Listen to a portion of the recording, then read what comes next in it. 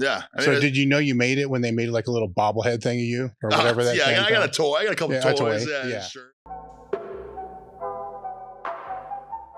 I think most of us would agree that getting a coach is a great step forward that an athlete can make to make greater progress. What if you had a whole bunch of coaches and a whole bunch of driven elite level athletes and like-minded people all in your corner trying to make you better? That's exactly what you're going to get with the Table Talk Discord crew. Would I join again? Absolutely. And I will continue to be a member of the Discord group as long as it's active. I've been a big fan of Table Talk over the last couple of years. It's one of my top podcasts that I listen to. So once Dave Tate announced that there would be a Discord crew, it was a no-brainer for me to join. It's been overwhelmingly positive experience. One of the biggest benefits of being in the Discord crew, form checks. I work out in my garage by myself. I don't have people to cue me, to correct me, to coach me, anything like that. So being able to hop on the Discord, post my videos, and having elite top level powerlifters and coaches able to give me real-time feedback that, hey man, you need to tweak this, you need to work on this,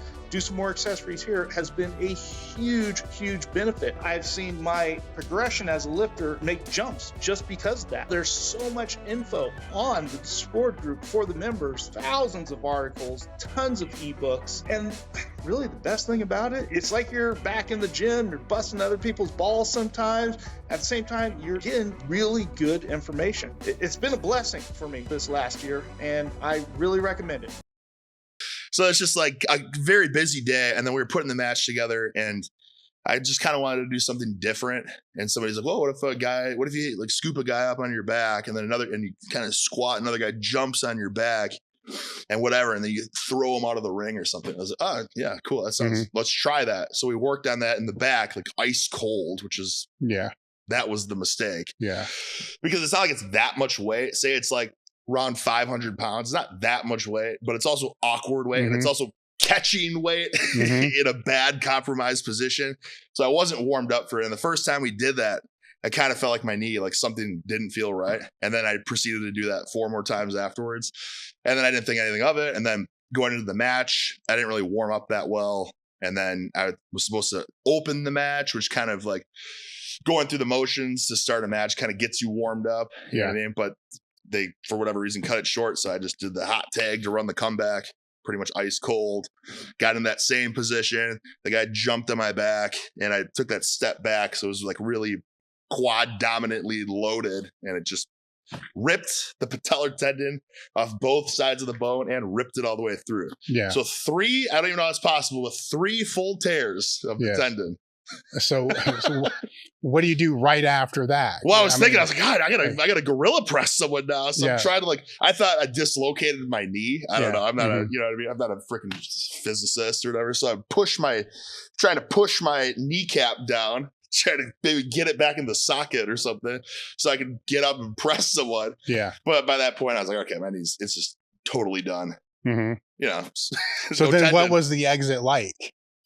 Well, so the other guy that I was tagging with had to just carry on with the match. We had to just scrap kind of the original plans. And I just was like on the floor, just like trying to not be seen by the cameras. And then the medical crew just had to like carry me 1,000 yards back. You go straight to the hospital from then? No, I got to sleep. Yeah, it's because they want to go through the same guy usually in Birmingham or whatever. Yeah.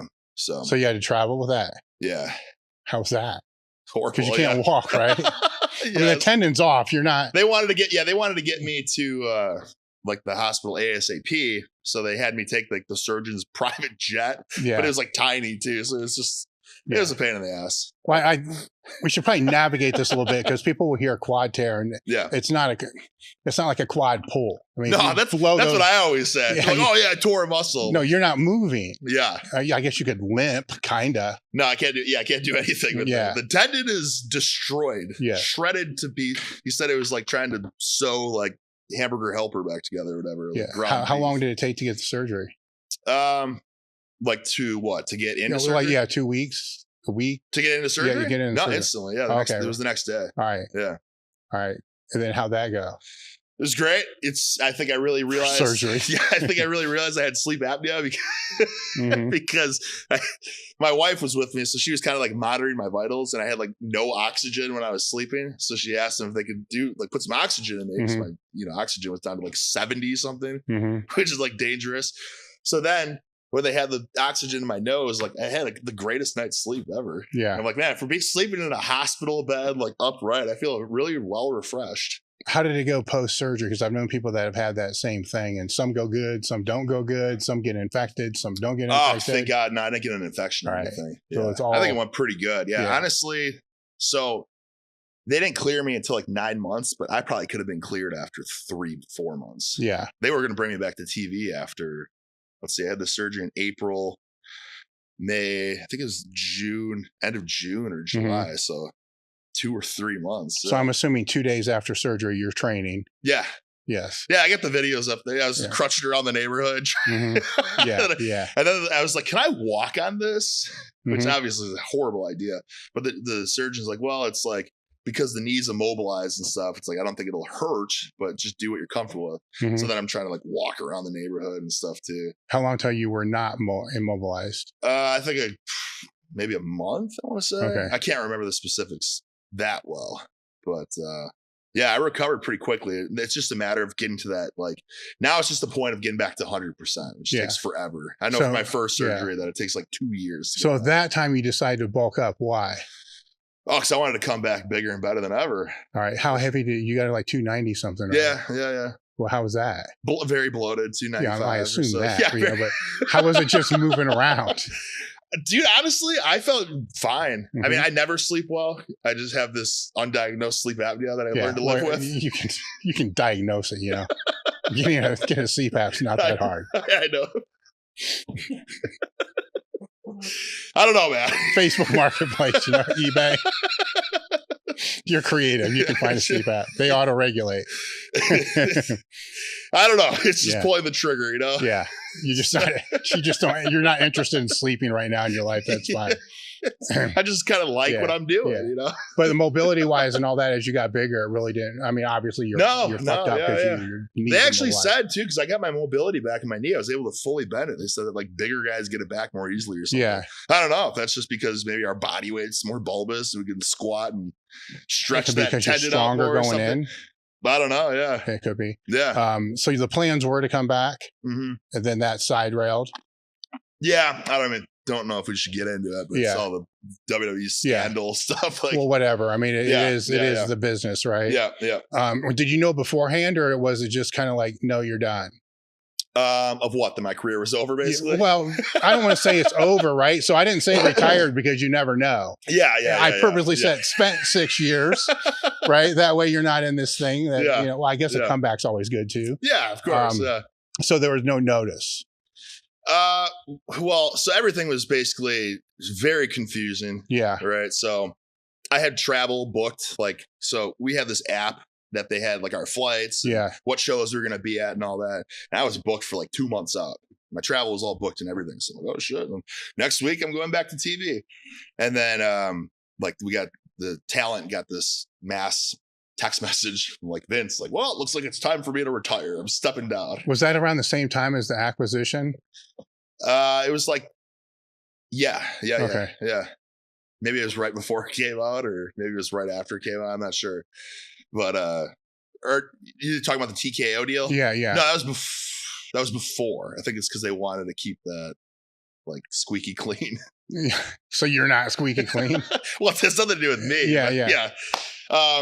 So they scrapped they basically just changed the booker. Yeah. And he decided that they didn't need me. Right. They scrapped my travel, which I was like, okay, cool. I can just rehab for like as long as I want now. So I just kept getting more bulbous.